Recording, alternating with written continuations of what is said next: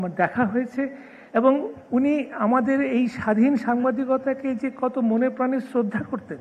এবং her sense of tolerance, her sense of accepting diverse views, her capacity to accept criticism, আমি স্বাধীন সাংবাদিক হিসাবে আমার মন জয় করেছে, আমার মনে ওনার গভীর শ্রদ্ধার জায়গা করে দিয়েছে। এবং পরবর্তীকালে ওনাকে আরও দেখেছি এবং সত্যিকার অর্থে দেশকে ভালোবেসে দেশের গণতন্ত্রকে সমৃদ্ধ করার ক্ষেত্রেও ওনার অবদানকে আমি স্মরণ করি এবং শ্রদ্ধা জানাই। সর্বশেষে আমি যে ব্যাপারটাকে নিয়ে সত্যি সত্যি ওনাকে শ্রদ্ধা জানাতে চাই সেটা হচ্ছে যে উনি যখন ক্ষমতাচ্যুত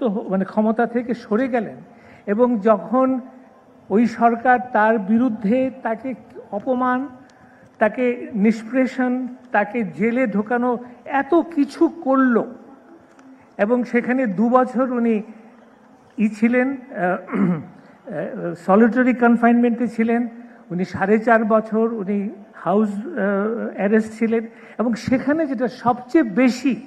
হৃদয় বিদারক সেটা হচ্ছে যে ওনার চিকিৎসা করতে দেওয়া হয়নি এবং সেটার প্রমাণ আমরা শুনলাম একটু আগে। এবং এত কিছুর পরেও উনি যখন প্রথম বাণী দিলেন মুক্ত হয়ে 7ই অগস্ট উনি বিএনপির এক সভায় উনি ভাষণ দিলেন এবং সেখানে উনি যে মূল বাণীটা আমাদেরকে দিলেন যে ধ্বংস নয়, প্রতিরোধ নয়, প্রতিহিংসা নয়, প্রতিশোধ নয়। উনি কিন্তু ইজিলি বলতে পারতেন যে আমি প্রতিশোধ চাই না, কিন্তু আমি ন্যায় বিচার চাই আমার বিরুদ্ধে যা করা হয়েছে, এটা উনি বললেন না। এই যে উদারতা, এই যে ভবিষ্যতের দিকে তাকানো, আমি মনে করি এটা অসাধারণ একটি গুণ, যেটা আমাদের রাজনীতিতে যদি আমরা এখন